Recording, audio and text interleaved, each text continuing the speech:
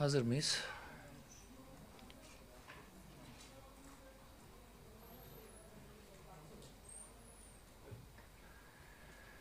Bismillahirrahmanirrahim. Değerli arkadaşlar, kapalı oturumun tam başladığı bir ana denk geldiği basın açıklamamız hızlı bir şekilde bitirmeye çalışacağım. Katılmanız için teşekkür ediyorum. Malum, dünya şu an bir savaş gündemiyle meşguldür ve ekonomik anlamda, siyasi anlamda, askeri anlamda dünyanın dengelerinin çok ciddi anlamda oynadığı, değiştiği bir süreci yaşıyoruz. Gazze'deki insanlık dışı yıkım ve abluka devam ederken soykırım ortakları olan Amerika ve Siyonist rejim bu kez İran İslam Cumhuriyeti'ne saldırdı. Yöneticilerden güvenlik personeline, çocuk okullarından hastanelere kadar her yeri hiçbir ahlaki ve insani ölçüye uymadan hedef aldı, hedef almaya devam ediyor. İran'ın Siyonist rejimi ve Amerika'nın bölgedeki üsleri dahil tüm askeri varlığını hedef alması ve vurduğu şiddetli darbeler soykırım çetesini ciddi biçimde tedirgin etti. Bölge ülkelerini, uluslararası güçleri, silahlı milis grupları savaşın içine çekerek hedef küçültmeyi planlıyorlar. Bu şekilde savaşı bütün bir coğrafyaya yaymak istiyorlar.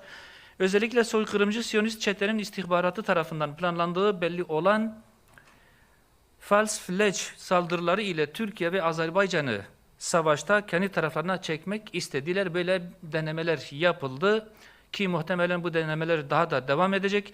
Siyonist rejimin bundan sonraki hedefinin Türkiye olduğuna dair siyasi ve askeri çevrelerce artık açıkça dillendirilen senaryolara rağmen Gazze'de soykırım gerçekleştiren ve İran'da sivil alanları bombalayan güçlerin yanında görünmenin insani ve ahlaki açıdan hiçbir açıklaması yoktur. İktidarın bu konuda daha sağlıklı bir noktada durması, provokasyonlara gelmemesi çok çok önemlidir. Değerli arkadaşlar, aksi takdirde bölgenin tarihi hafızasında tamiri zor yaralara neden olma ihtimali çok yüksektir.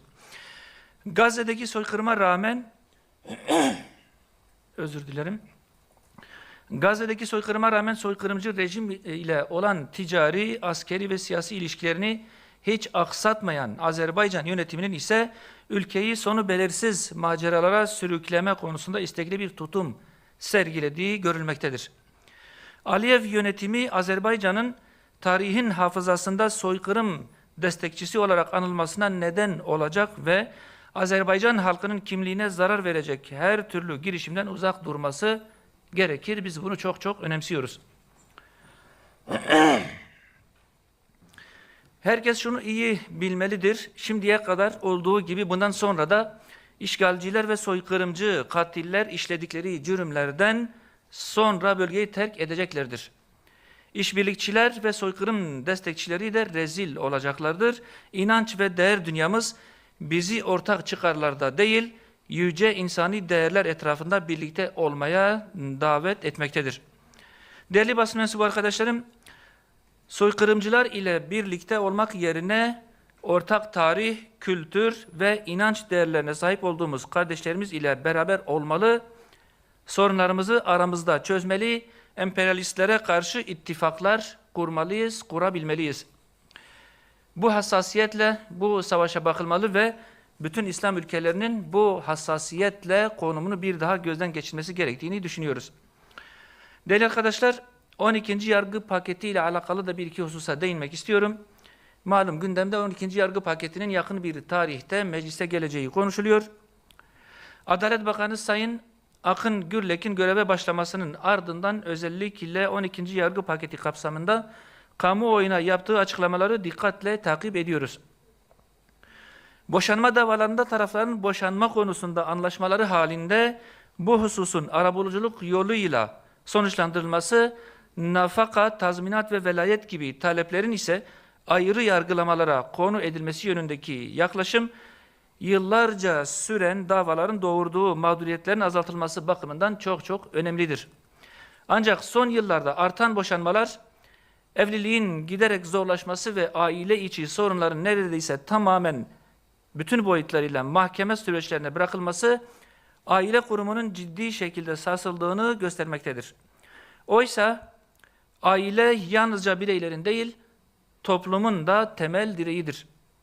Değerli arkadaşlar, bu nedenle aileye yönelen tehditlerin bertaraf edilmesi ve aile içi uyuşmazlıklarda tarafları uzlaşmaya teşvik edecek aile hakemliği ve aile arabuluculuğu mekanizmalarının hayata geçirilmesi, hukuk mevzuatımıza bunun kazandırılması çok büyük önem arz etmektedir. Öte yandan yargı süreçlerinin uzunluğu geciken adalet sorununu derinleştirmektedir. Hedef süre uygulamalarının fiilen işler hale getirilmesi ve yargılamaların daha hızlı, daha etkin ve sonuç alıcı şekilde yürütülmesini sağlayacak düzenlemeler kaçınılmazdır.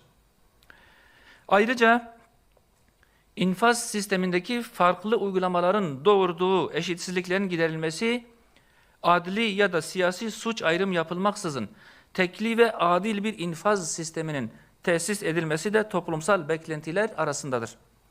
Önümüzdeki günlerde çıkarılması öngörülen 12. yargı paketinin bu alanlarda güçlü düzenlemeler içermesi gerektiğini düşünüyoruz. Bu vesileyle katılımınızdan dolayı sizlere teşekkür ediyorum.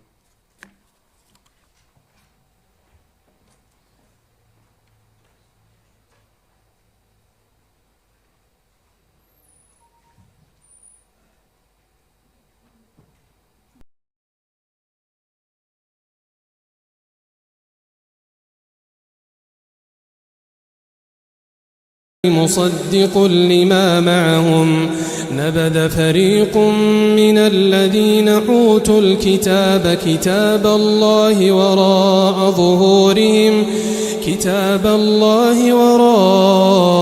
ظهورهم كأنهم لا يعلمون